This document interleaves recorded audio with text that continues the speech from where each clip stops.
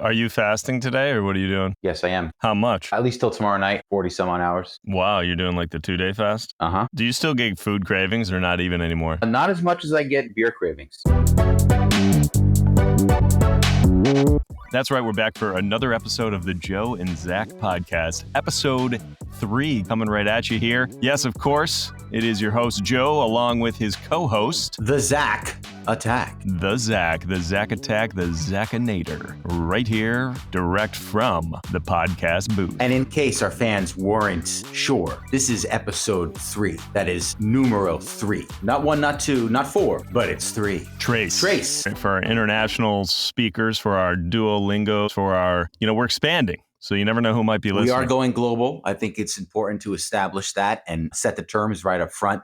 Also, Joe, we've got to talk about something else. Are we talking about, Zach, are you talking about the little bit of a, shall we say, elephant in the room at the moment? A little bit of the elephant in the room. Something, I can't quite put my finger on it. I think something sounds a little bit different. Wouldn't you agree? Yeah. Although, are you talking, not putting your finger on it, but we're talking about a different one of the 5 senses, not touch, but which one is I would never put Shoot. my finger on it unless I had consent.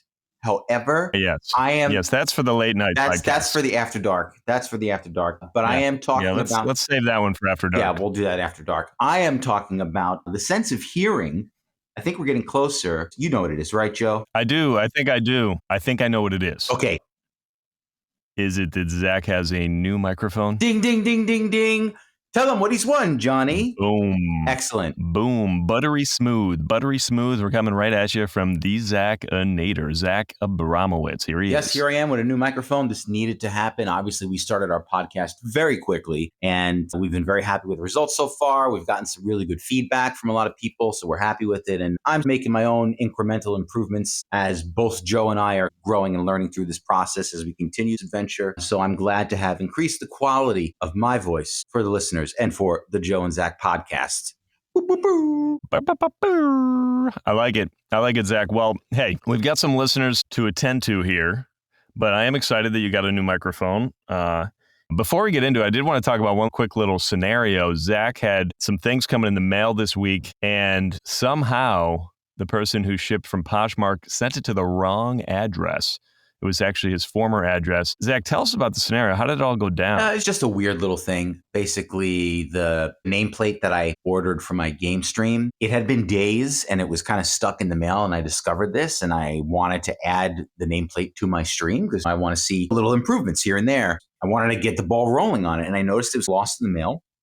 It's just like a New York thing. It's probably also an LA thing, probably any major city that deals with the post office. And the nameplate said it was not lost in the mail, but it was not able to be delivered and that a notice was left on my door. The notice was not left on my door. Oh, I hate when that happens. And you know why I love this story is because there's many people listening that can relate to these scenarios when the post office sends you a notification and it somehow doesn't have anything to do with what is actually going on, even though it says, oh yeah, mail has been tried to be delivered, but it was not delivered. And you're like, wait a second, I've been home all day. What do you mean it was tried to be delivered? Yeah. And then you go to the post office, they're like, oh yeah, no, sorry, it's at a different facility, but they'll try again tomorrow. It's so frustrating sometimes. But right. So I think there's a happy ending here. So let's get back to Zack. We'll save that for after dark. But yes, so essentially, so this is what happened. I contacted the seller. He had the same tracking info, and I said, "Can you show me the address it went to?" And he showed me my old address, and I still live in the same neighborhood. And then I was like, "Okay, that's what happened." However, ordering through Etsy for other things, they came just fine. So there was some weird glitch. But what I ended up doing was I saw the tracking info online. It said that it was back at the post office. It was going to be delivered. So I went to the post office and I spoke to the woman. She brings out a package. I tell her my name and she goes, yeah, I have your name, but there's a different address on it. I'm like, really? And it didn't even dawn on me that it was my old address because things have been coming fine through Etsy. This is some weird glitch. So she's holding the package in her hand. She's looking at it and she's going, this package has your name, but it's a different address. She's like, you have a doppelganger here. I'm like, that doesn't make any sense. So this is around like 1:30 in the afternoon. And I'm like, well, it's not mine. She's like, well, listen, I'm going to give you the number here. You can call by 6 o'clock. If it doesn't get delivered, I'll let you know if it's here. You can come back and get it. So I go, okay. I let it go. I go home. 4 hours later, it still hasn't arrived. So I call her back and she says, the old package is here. I explained that it got sent to the old address. And she goes, okay, so it was your package. And she says, come to the back door because the post office is closed. In my experience, when I call the post office, I can never get through to anybody. The number just rings, or I get to an automated center. I can't get to a real human. It's so frustrating. Or I get to the central booking automated center and press prompt. And finally you get to someone, they're like, oh, no, you're going to have to go to your local branch. We can't help you. It's like, oh my gosh. It can be frustrating. I think she gave me like the office cell phone. So Zack. So she might have had a little something going. Little something. So anyway, maybe a little extra feelings for the Zack. Around 6:00, I went back to the post office. I let her know I was there. She came out with it. I showed how it was the wrong address and all that. And she was really cool about it. She was really nice. She was a funny firecracker. She cracked some jokes. So in 9 to 10 months, you'll be saying, this is the story of how I met your mother. That would be great because, it's been a while. But anyway, so that was the fun post office story. Backdoor.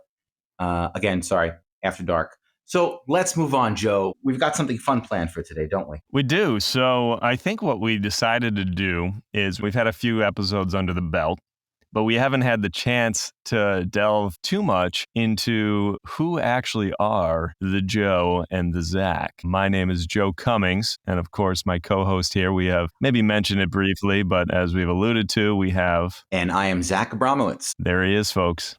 The man, the myth, the legend. And Yeah, talk to me. We are not a podcast, right? Some people, they get confused. We say our name is the Joe and Zack podcast. I think we're just a podcast, but we're actually people, and we're actually actors named Joe and Zack, and we've known each other for a while. And so we kind of wanted to go into our personal histories as artists and also how we got to know each other and the things we've done and how we've ended up here today doing what we're doing. Exactly. And so just so our listeners know, this is going to be a fun opportunity, not only for you to get to know us and our background and how we got to be actors and how we got to where we are today, but it's also going to be a fun little opportunity for both myself and Zack to learn more about each other's journeys before we met each other. Oh boy. Because we do know a certain amount, but we don't actually know everything. And although we've known each other for, it's got to be close to almost 20 years now. No. Let's give accurate information. At the longest, it's 15 years, maybe 14. Well, I like to round up. Okay. Just add an extra 5 or 6 years. Just add an extra 5 or 6 years. Just throwing it out there. Let's add another half a decade onto that. Sure. All right. So I forgot we had a resident historian with us today. And so it's probably somewhere more about 15 years. I round up a little bit, but it's all semantics really at the end of the day.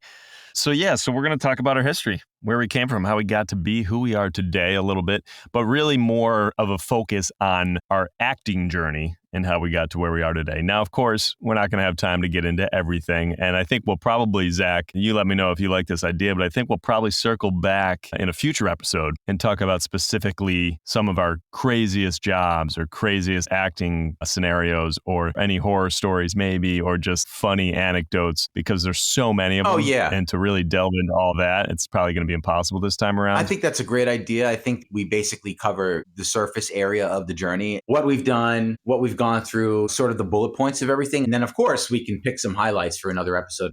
I can tell you a story about Mr. Robot, and you can tell me a story about this crazy audition and whatever. I think that's a good idea for another episode for sure. I love it. So I guess to kick things off, maybe we could both start with the first time, if we can remember, I know I actually can, that you thought, I want to act. Okay. If you need a moment, I can definitely start. I know the moment that I realized I was going to be an actor, but I had also been acting for a long time before that. I just hadn't realized it. So why don't you go first? All right. Well, my first foray into acting, I was very young. I was living up in central New York, and my parents had always knew that I sort of had a little bit of performance in me. When I was super young, they had kind of said, hey, you like to sing? You seem to like music a lot. You should either take dance lessons, piano lessons, or sing, or all of the above, or some such thing. And I was like, piano seems cool. I'll do that. And then I sang in the church choirs. I sang in this. And so I started to hone sort of my love for performance and music and acting through just singing in choirs and playing the piano. Now, it wasn't any acting at that point, but I did have some small little solos here and there in the church choir, holiday services, that kind of thing. And so it started to grow my love for live performance, right? But then when I really got that itch, when I was like, this is awesome, it was kind of twofold. It was one, super early on, my parents brought me to Toronto, and I saw my first musical.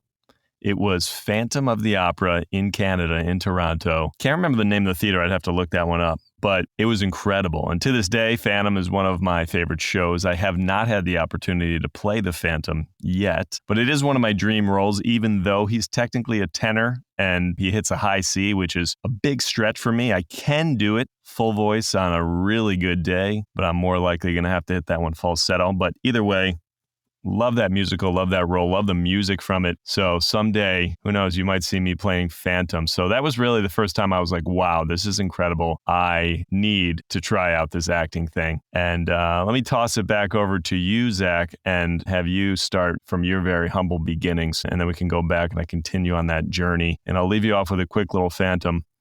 Nighttime sharpens, heightens its sensation. Joe, I have a great Phantom story, actually. But quick question for you. Do you remember how old you were when you saw that in Toronto? I actually don't. I'm assuming I was 5 or 6, Okay. something like So that, pretty young. but I'm really not sure. But my next story is going to be the first show I was ever in, and that was right around probably 6, 7, 8. Yeah. So Okay. I'm assuming I saw that first, but yeah. Sure. So I had my early beginnings as well in grade school. I gravitated towards song and dance and whatnot. And as a kid, I was If you don't mind me interjecting, for anyone that may not know what grade school means or age, let's tell elementary school. So basically, second grade, fourth grade are when I did some pretty big shows as a kid. I think my sister, who is about 3 years older than me, I think I also kind of led behind her a little bit because she was involved in the chorus in school, and she was all she also I didn't know that. I didn't know your Yeah. sister was a bit of a performer she herself. That's was, cool. and she used to do a lot of dance, and she used to do dance in Brooklyn, and we would go to her shows, and I did follow behind her footsteps a little bit because she was my big sister, and so she's performing, that looks fun. But I also really enjoyed performing anyway. And so in the second grade, and this is as far back as I can remember on paper, but in the second grade, I played the Pharaoh in Joseph and the Amazing Technicolor Dreamcoat. So my teacher in the second grade was like a big old musical person. Good show. Great show. And I played the Pharaoh. Funny story, the Pharaoh does a knee slide at the end of the number, and we have an old copy of VHS on this. And at the end of my big number, I do the knee slide, but I went too far and I fell off the stage into the audience. And all the kids, everybody laughed at me because they thought I did it on. Dude, that's amazing. They thought I did it on purpose, but I didn't. I just got up and I smiled, and it's on tape. We have the VHS tape. You didn't get hurt at all? No, I didn't. You didn't get hurt at all when you because fell? I was in the second grade. I was a little kid. Little kids fall down all the time. I guess I was lucky I didn't bang my head. Maybe if I did bang my head, it would have stopped this crazy acting journey.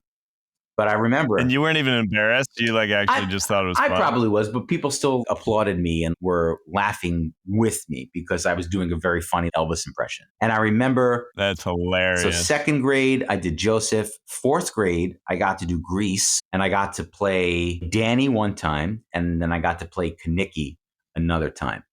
So as a child, I was already exposed to musicals. What made you even want to do that first one? How did that get encouraged? You just heard there was going to be a musical and you're just like, I want to try that? Or your sister had done musicals and you saw them and you liked them, or what? I think that because my sister and I went to the same elementary school, I think that by the time I was old enough, when I was in second grade, my sister was in fifth grade and she was doing the shows. So when I was in first grade, I probably saw her doing the fourth grade shows.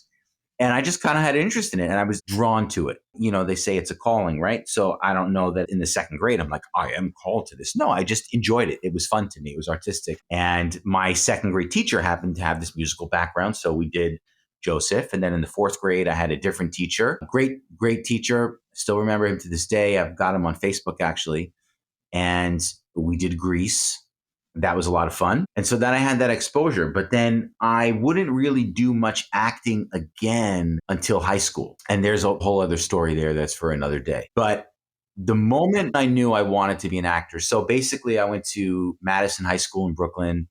There was something called Sing. Did you have Sing where you went to high school? Yeah, by the way, if it hasn't become obvious to any of you yet from the way Zach talks or anything, true New Yorker. Brooklyn through and through. Always lived in New York his whole life. family from there, everything. So Yep, real Brooklyn, and we got a real New Yorker. And I'm talking about my Brooklyn history, so the Brooklyn comes out. But basically, Sing. And he's played some fun, by the way. We'll have to probably save this for another time, but he's played some fun little gangster roles too. He's got a great little gangster. Hey, come on, we're not talking about that yet. I'm still a young little kid over here. Come on, give me a break. So listen, focus. I need you to focus, Joe. Okay, listen, Joey. So quickly. What's the matter for you? What's the matter for me? I don't know. Gabagool. So high school, Sing. For those who don't know, Sing is a competition where two of the grades team up against the other grade. That was called Junior Fresh and Senior Soft. And so the two. Yeah, we didn't have that. Yeah, it was a Brooklyn thing. James Madison High School was known for Sing. They were one of the most popular schools to do it in the state. And so my sister did Sing. I showed up. We did Sing. So what Sing was is you would take a known musical and you would sort of write your own story and your own lyrics, or it's like a mishmash of songs. It was very fun. It was very creative. My freshman year, I was in Sing. My sophomore year, I was in Sing. And these were shows, and I had solos and I had numbers, and it was a lot of fun. You're basically creating your own musical, although you were adapting it from existing music. But it was still a lot of fun. My chorus teacher was amazing. I'm still friends with her on Facebook. Do you know, Zach, what the SING acronym stands for? Oh, man. No, I would have to Google it. I just looked it up while we were talking because I was like, I bet you this is an acronym. If it's accurate, then I'll tell you. It'll resonate. Oh, it's going to be accurate.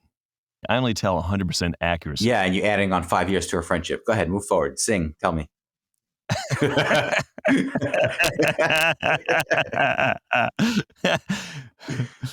Just pretend like that never happened. Right. It never happened. So SING good. stands for. So SING stands for Students Involved in Nurturing Growth. I don't know. I don't remember that meaning. It's possible.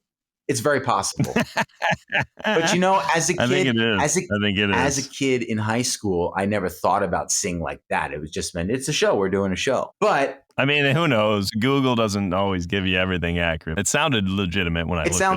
It sounds possible because it is about creating fostering a spirit of teamwork and creativity amongst your peers, because high school can be a very divisive place for you. So for me, I ended up just having more fun. And then I tried to pursue community theater musicals outside of high school. But this is actually after high school. So the moment I knew I wanted to be an actor was my senior year of high school. I did something called the Spring Musical, which was not SING. It was my final semester in high school. It was basically, we took a bunch of songs from musicals and we just did a whole bunch of stuff. So something from Les Mis, something from Phantom, something from Lion King, and it was just a bunch of songs. That sounds fun. I was in Lion King and I played Pumbaa and we sang Hakuna Matata. So good. So, when I was a young warthog. Yes, I'm not even going to get into it right now. I could go on for days. Lion King was actually one of the first cassette tapes I ever had. Yeah, I mean, great music. And there was a guy, his name was Jack, so Zack and Jack. And Jack was half my size as a person, literally. So it was funny that I was Pumbaa and he was Timon, and we did Hakuna Matata. And I remember as well, because I was a funny class clown in high school, because I didn't really know. I made scenes in public and I did goofy stuff and I embarrassed myself just to make people laugh, because I didn't know I was an actor yet. So I had no place to put it. Well, you're an actor and you like to entertain. I enjoyed entertaining. I enjoyed making people laugh. So Pumbaa and Timon, they're these funny characters. So before the song began, we had decided that we were going to. Now, when you were a kid, did they have you do the whole farting and everything, or no? We did the song. Yeah, he has that moment where he says, "Oh man, you asked me to pull the lyrics. Sorry. You asked me to pull the lyrics." He goes, "Oh, sorry." Right. He's like, "Oh, sorry." Yes, we did the whole thing. We did the whole bit.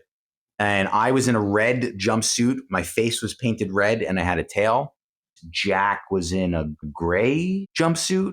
His face was painted gray. But the point is, we came out and we improvised with the audience as Pumbaa and Timon. So I had my warthog walk, which, Joe, if you remember, is kind of similar to the Velociraptor. We'll get into that.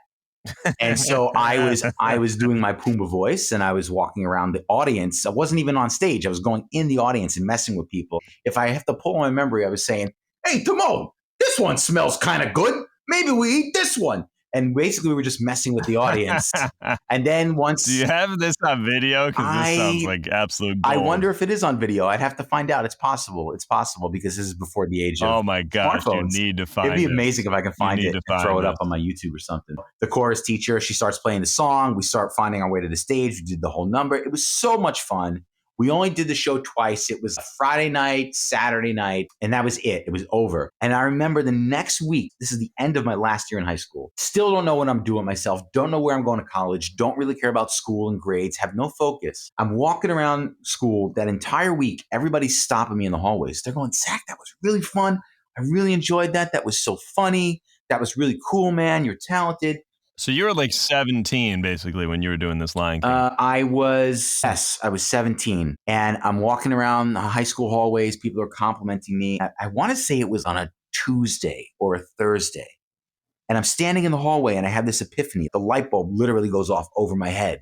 And I went, oh, I'm an actor. That's what I am. That's what I want. Literally, I remember it. I get chills thinking about it. Okay. That's the day I realized it. So then because my grades weren't great, I have a whole audition story. I tried to get into Juilliard. I tried to get into NYU. I was basically too late. I ended up going to Kingsborough and I started studying theater over there to get my associates. Then I ended up at Hunter College. It's a very long story, but I did audition for Juilliard. I did audition for NYU, but I was too late. And I ended up at Hunter studying theater, minoring in film. And that's the end of my college years. So now I need to throw it back to you. But yes, Hakuna Matata. Hakuna Matata is the song that when I'm 17 years old, I went, oh my God, I am an actor. That's what I'm supposed to do. And I haven't looked back ever since. That's amazing. So it's safe to say that through the magic of farting, you found out and realized you want to be an actor. And not just through farting, but I'll give you a little bar. For anyone that doesn't know, I'm not just being. Yeah, there's a fart in the song. Just so our listeners know, for anyone that doesn't know, I'm not just being vulgar. The song that he was referring to, Hakuna Matata from Lion King, I'm sure most of you know, is about two wild African animals that sing essentially a positive song about mean no worries for the rest of your life, but it starts out with some funny fart humor. Are we that old that we have to explain Hakuna Matata on the podcast? Really? It's timeless classic. Hey, you never know. And only the quote-unquote live-action remake came out some years ago. But listen, I'm going to throw a bar back at you since you wanted to throw a bar at me with the Phantom. Just 2 bars. Hakuna Matata, what a wonderful phrase. Hakuna Matata, ain't no passing craze. That's it. So there we go. It means no worries. Okay. For the rest of your days. It means no worries for the rest of your days. I actually kill it at karaoke when I do this song, but it's not my go-to karaoke song. My go-to. I'm sure it's a crowd pleaser. It is.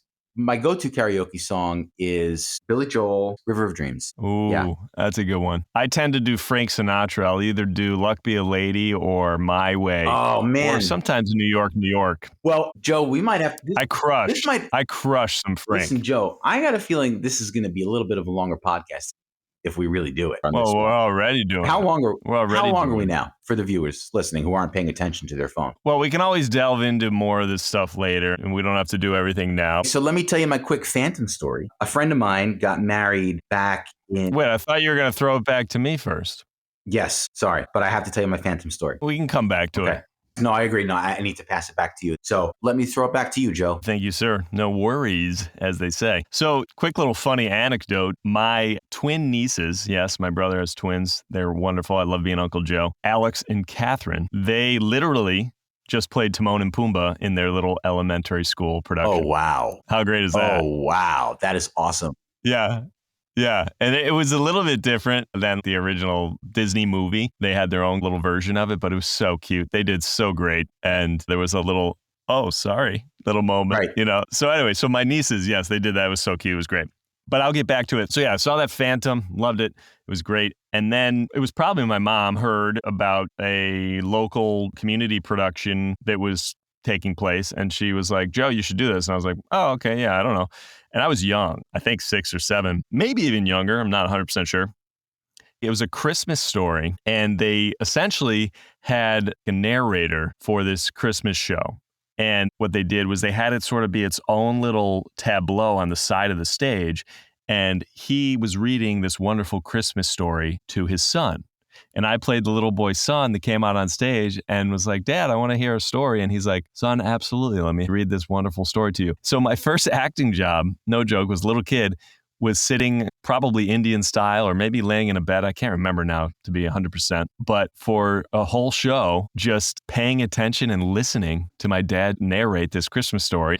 The lights would come on us and he'd be reading the story, and then it would come on the stage and they'd flip and it would be acting out the story, and then they would flip it back to the narrator. And you know what was great about that, Zach? I never really thought about it until right this moment, is that a lot of people don't realize one of the most important things about acting is listening, acting when you're not talking, right? Correct. We always talk about that. Be an active listener in the scene, be present. Yes. And always, who knew? Always need to listen. Yeah. Yeah. And who knew my first foray into acting was pretty much only listening. And you say you were around 7 years old at this point? I was young. You were young. I was, and this was like 6, 7, a local theater production? Maybe 8. Was it like It was community theater. Yeah. Yeah. From there, I didn't do anything, I think, for a couple of years, maybe like 2 or 3. And then I played Michael Banks in Mary Poppins. And that was my first solo. I think I was probably 10 or 11. And singing about tuppence. Yeah. When he sings about the money he wants and the birds. And yeah, by myself on stage with the girl that was playing my sister. It was that little song between the two cute kids. Right. Super fun. Loved it. Then I went on a couple years later. I played the Scarecrow in Wizard of Oz. So singing on stage, dressed in costume, the straw falling out. If I only had a brain, right? We still ask that about you sometimes, Joe. Yes. Well, my brother, of course, if anyone doesn't know, I'm a middle child. I have an older brother, 2 years older, and he loved that. If I Only Had a Brain, of course, was the song I was singing. He's like, oh, this is so perfect for you, Joe. Of course, right? Yeah. Zack knows my brother, so he can picture it, I'm sure. Indeed, I do. He does it with love, though. He does it with love. He's not a mean dude. Well, not always when we were younger, maybe, but everyone learns. Everyone learns when younger. Now he certainly does. But so it was fun. It's funny the way the trajectory went, right? I was sitting, just listening. Then I'm standing and singing, not really moving too much, and doing a lot of listening as Michael Banks throughout the other parts of Mary Poppins. Then I was an active leading role, dancing and singing. If I Only Had a Brain, playing the Scarecrow through all these different scenes. Super fun. So I was like, I really love this. This is a lot of fun. And then what happened is we moved, and I didn't do anything for a number of years. Kept up the singing. I don't know if it wasn't so much I had opportunity, but I started focusing more on sports. I was playing football and lacrosse and getting more into that type of thing. I started skiing. It's not like performance or acting took a back seat. It just wasn't a priority. Things weren't right in my purview. Where we had moved, I didn't know about community theater. Maybe there wasn't any. I'm not 100% sure. But I'll never forget, I think it was either 7th or 8th grade, I went and I saw the High School Musical, because our high school put on great musicals every year. And our neighbor was the leading role in it. And she did incredible. And watching that High School Musical, I was like, I need to be that guy up there. I need to be that leading role, singing on stage, entertaining, and having fun and making people smile. Of course, in my middle school, I think I was 7th or 8th grade. So in my pubescent or maybe just pre-pubescent years, I too was like, oh my gosh, I'm on stage with these beautiful women. And if I'm the leading role, I get to kiss the girl at the end. That sounds amazing, So that was kind of exciting about it as well. But long story short, I went into high school and then I did the musicals all 4 years. I didn't have a leading role till senior year, but senior year, I did have the leading role in the musical Anything Goes. I played Billy Crocker, singing the big numbers, getting the girl, which, it's almost like I put it out there in my mind. I wanted to do that someday, and then I did. Super fun, loved it. And I still didn't really know that I wanted to be an actor for a career, but I knew that I loved acting. And I loved musical theater. I hadn't really done any non-musical theater. It had all just been regular theater. I hadn't done any film, no straight theater. But I knew I wanted to continue that in college. So basically, I applied for colleges where I could still sing and then had some theater in it. And I ended up getting a vocal scholarship to my college. So that was great because then I could hone my voice, sing even more. I could also get a music minor and help it pay for college. And I went to a school that didn't have a theater major or anything, but I think it was a blessing in disguise in hindsight, because I've heard a lot of people that did go to theater major schools or conservatories where they had to put their time in for the first couple of years. They weren't able to get any good roles in the shows because it was kind of a seniority thing. But I went to a school that didn't have a theater major, and so there wasn't as much competition. And so right away, as a freshman, I was a lead in a musical in the first semester. So that was, I think, one of the greatest things about not going to a theater major school is that I was able to do so much theater and hone my craft and learn to love it more and more because I didn't have as much necessarily competition. And being a singer, obviously there was always great emphasis to invite, because there's of course less guy singers than there are female, invite all the guys from the choirs to do the musicals. And I would have obviously done them anyway, but it was fantastic. So I did shows every year throughout college. Started out, the first one I did was Once Upon a Mattress. And for anyone that might not know out there, my first name is actually Harry, believe it or not. And I played a prince named Sir Harry in that show, and then just grew to love it more and more, and decided by the end of my college career, even though I was a finance major, a communications minor, and a music minor, I decided I wanted to be an actor. But that's kind of an interesting quick story. I'll just tell it super fast. I had interned at all these banking and finance positions. I was down in the city a couple weeks before I graduated, and I had a couple job interviews. At that point, I had maybe 3 or 4 job offers in finance and banking, and I had lunch with my brother, who worked at the time for a financial firm. We sat down, we were having lunch, and he's like, well, what are you going to do? You've got a couple weeks left in college. You've got some job offers. What are you thinking here? I was like, I don't know yet. I've got a couple job offers. They're okay. I do like finance, but nothing I'm super excited about. So I'm not sure. And he goes, well, why don't you act? I think you're great. You've always loved that. Why don't you go after it? And then honestly, it was like right then that a light bulb kind of went off in my head. Well, why don't I do that? And the kicker was he offered to put me up in his apartment to get my feet underneath me when I first moved down there. So at that point, it's like, I can't say no. There's no reason. Everything is saying yes. And so to his credit and to his great support, I said yes. I moved right to the city and just started going after it. And the rest is kind of history, and there's a lot more to talk. But that was how I got into acting. That's how I started pursuing it professionally. And just a little funny final anecdote about that. So my brother lived in a 3-bedroom apartment, but he had 2 other roommates already. So the 3-bedroom was already full. Well, he was like, you know what? We'll throw a bed in my closet, and that'll be your bedroom. So Zach, believe it or not, when I first moved to the city, I came out of the closet every single day. Wah, wah, wah.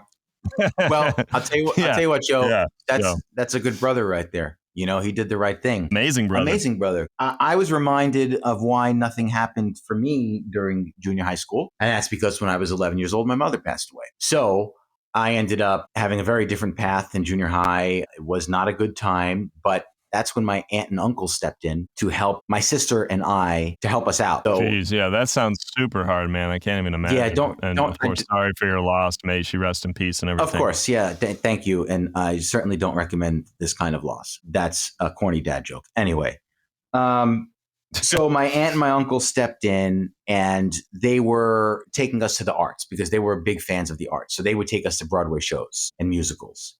So I definitely saw all these great performances and some really outstanding stuff. And then by the time I had found my way through junior high and made it back into high school, I was involved in musical stuff. But of course, it was still contained within the school system. It wouldn't be until once I knew I was an actor and I graduated, I started looking into outside places. I did a lot of community theater. I was in a production of Guys and Dolls, and somewhere in Bensonhurst that was doing a production of West Side Story. And West Side Story was my favorite musical. And I wanted to play Tony. I loved the music. I loved the songs. And back then when I was younger, I could sing it. I don't know if I have the same vocal range, but I remember just loving that music so much from West Side Story. And you were saying, Joe, most of the stuff that you had been introduced to when you were a kid, you were basically exposed to all the musical stuff. And that makes sense because it's very rare for a kid to be exposed to, like, you're going to be in this movie. Do this straight well, play. Especially, I know. It's funny how both of our backgrounds are clearly through musical theater. Essentially was our first start. That's where we I think for me, it was a very obvious place to go because I'm very lucky. I'm sort of blessed that I was sort of just born with a singing voice. My parents said before I could even talk, I would wake up and I'd be singing in my crib, just la, la, la, la, la, like La La song, right. But they could tell, wow, he actually has a voice. And yeah, I'm super blessed. I do have a God-given talent for a voice. And so singing, obviously the next place to go to do live performance if you're not in a band is musical theater, essentially. It's cool that music brought me into acting, and that's how I started to love acting. Although it's funny, Zach, both of us having our background being in musical theater or where we got our start, neither of us really do any of that anymore. Oddly enough. And this is a whole other conversation. Obviously, Joe and I are very much focused on TV and film now, and we've done a lot of work in TV and film. I just remember once I knew I wanted to be an actor, I was like, well, I need to take an acting class. So I remember when I decided to study theater at Kingsborough Community College, where I began, I took an acting class, and the teacher was a hard ass, a drill sergeant. And all of these college students took acting because it was an easy 4 credits. I remember there were 30 kids in the class. We showed up on day 1 and he gave us this syllabus that was like 3 pages long of all this work that we would have to do. And everyone was looking around like, what is this? What is this? What's with this guy? This is just acting. This guy looked like Zeus. He looked like Zeus came down from Mount Olympus. He had this big gray beard. His name was Shelley Aptekar. I'll never forget this guy. He was like what a name. Oh my goodness. What a name that is. Shelley Aptekar. Yeah, man. I will never forget. He was my. That kind of sounds like a WWE wrestler. It's like, coming up next, we got Shelley Aptekar. Oh man, dude, this guy was the man. He was a hard ass, but he was the man. So I'll never forget. There was like one of the early week of classes. We all had to like go up and do a monologue. We had to pick something like improvise or something, right? And I'll never forget. Some kid goes up and he's totally phoning in and he's totally bullshitting through it. And he's like 15 seconds into it. And Shelley he snaps his fingers, and he looks angry on his face. And he goes, sit down, like pointing at the kid. And then Shelley gets up and he says, this is really serious. And if you want your 4 credits, you really are going to have to put the work in. He put the fear of God in all these students. So 30 kids, towards middle of the semester, half of the kids dropped out, transferred. So we're down to like 15 kids. And at the end of it, only 8 students got A's, and I was one of them. And I remember at the end of the class. Oh, heck yeah. I took acting. You were getting graded? Getting graded. It was acting. It was an acting class in college, in the theater department. Oh, this is when you were in college. Yeah, this was my first. Sorry, this was my first year, first semester of college. Okay. I missed that. Yeah. I missed that. So, I remember. Oh, this is good. I'll tell my first acting class story next, too. Yeah. This is good. I remember Shelley came up to me at the end of the semester and he pulled me to the side.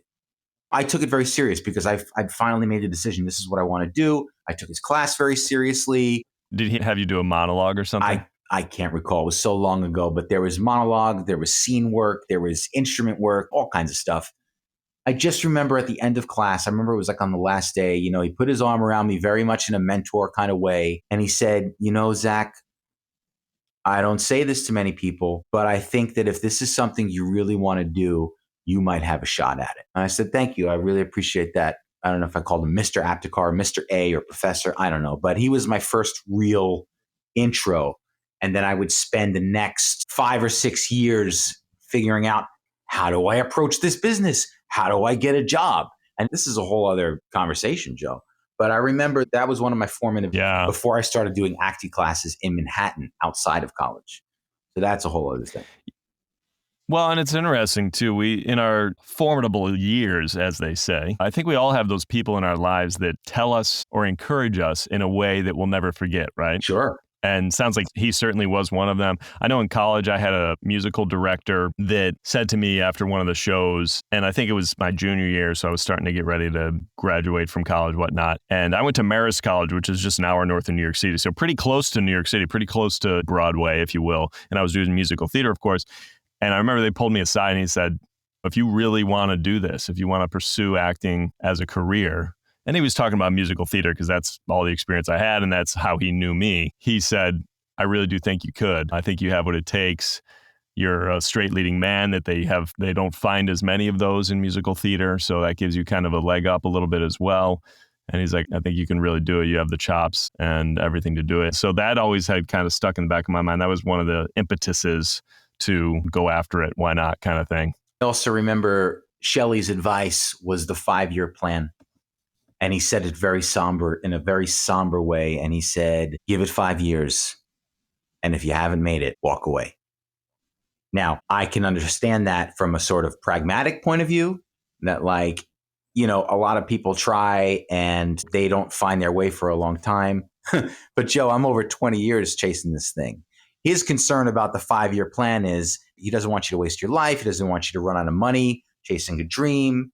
But then eventually, Joe, throughout our college years, while we did all kinds of musical theater, because I trained in musical theater, I took dance classes, voice lessons. I went to see shows. I got involved. I finally found an acting studio where I studied just regular acting, just plays, drama. I was at a studio on and off for 10 years. I loved it. But it's a matter of having a survival job as an actor, because the reality is it's really, really hard. It's the hardest business on the planet to actually make it in. We can talk about our college years and everything that we did, but really, Joe, for you and I, we ended up meeting on our catering survival job. And that's where. Yeah, and I just wanted to quickly, I wanted to tell the story of my first acting class because you touched on yours. Yeah. So I actually forgot about this until you started talking about yours. My first acting class was in high school. I think it was an English elective, my senior year, maybe my junior year. I do not remember the teacher's name, but he was very expressive, very thespian-esque. I kind of likened him to Robin Williams. He was sort of not super tall, but like very energetic guy and super funny and sort of had that flamboyant quality that you see in Robin Williams. Long story short, he was awesome.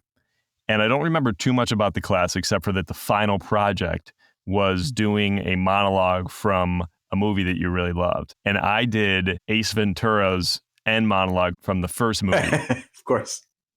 Where the one that starts off with, and he's like, fiction can be fun, but I find the reference section a lot more enlightening. And I'll spare you the details to go through the whole thing right now. Maybe I'll do it another time when we have more time. That could be fun to do that. But I'll never forget. So that was my first like non-musical theater acting that I did. And I got an A+ in the class, and I did really great with that.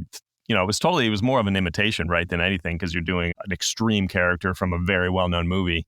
But the idea of memorizing something, performing it, playing a character, getting laughs, the whole thing, getting into a character, mind, body, voice, the whole thing, was great. It was really great. So that was just that quick little memory, that little anecdote. And you actually reminded me it was after my first year of college. I had been studying acting there, but I wanted to get what I thought would be a real acting class. You said something earlier about you remember seeing a performance and you were sort of enamored by it and you're like, I want to be that person, right?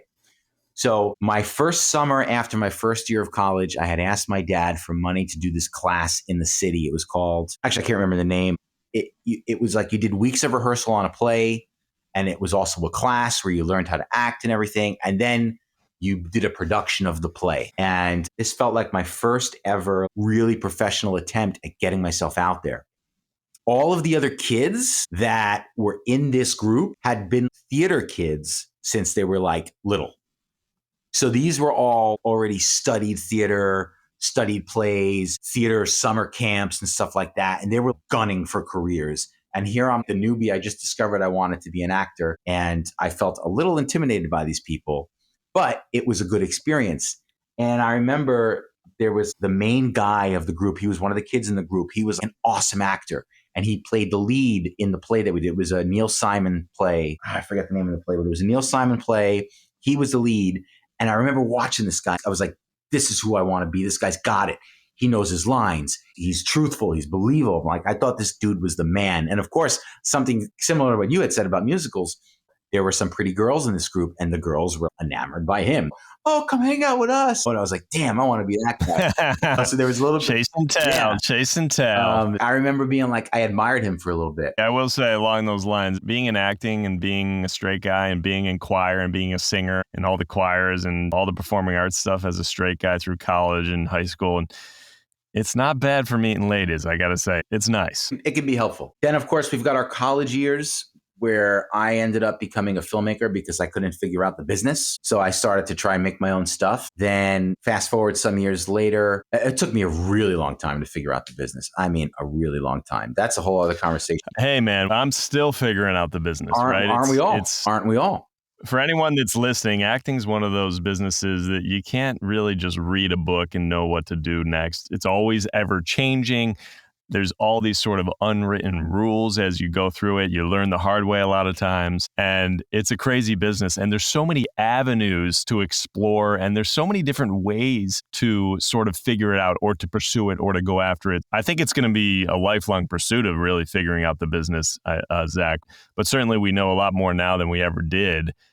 So listen, this podcast is already longer than the standard, and I think we're enjoying sharing our history with each other. And I think that's also part of what people are going to like. But we're not done with the story either. No, not even close. Not even fucking close. I also don't want to burn us out either. So I'm thinking, Zach, I think this might be a good time for us to pause. Yeah. So thanks for listening, guys. That's going to be the end of part 1 of getting to know the background and the history of Joe and Zach and how we became to be actors, where we started our humble beginnings, how our different backgrounds kind of shaped who we are today.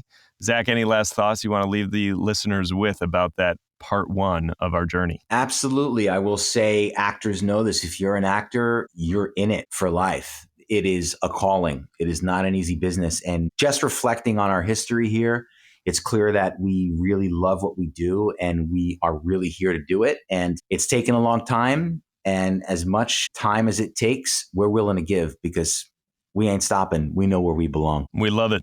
We love it. Every time we're on a job, it reinvigorates our love for it. We're meant to be here. We're meant to do it. It feels so good. It comes naturally. And it's fun. And it does give us that spark that we feel anytime we're acting. Even when we're doing this podcast, guys, it's entertainment. It's performing. It is doing what we love. Entertaining people, a captive audience. I'll say for the next part, I want to talk about the numbers. I want the listeners to understand what the numbers are, what the odds are of actually booking a TV or studio film job, because I will say it's so rare and it's so hard to do that every time I have booked a TV job, it has felt like Christmas morning, and I'm a Jew, technically.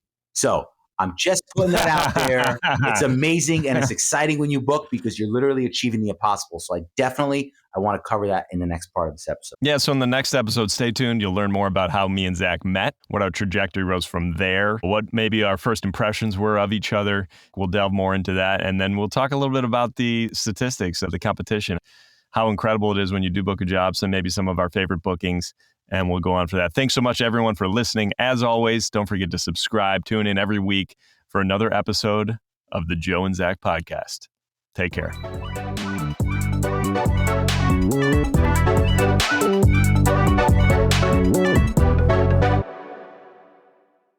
Fiction can be fun, but I find the reference section a lot more enlightening. For instance, if you were to look up one of football's all-time bonehead plays, you might read about a famous Miami Dolphins kicker named Ray Finkel missed a 26-yard field goal in the closing seconds of Super Bowl 17.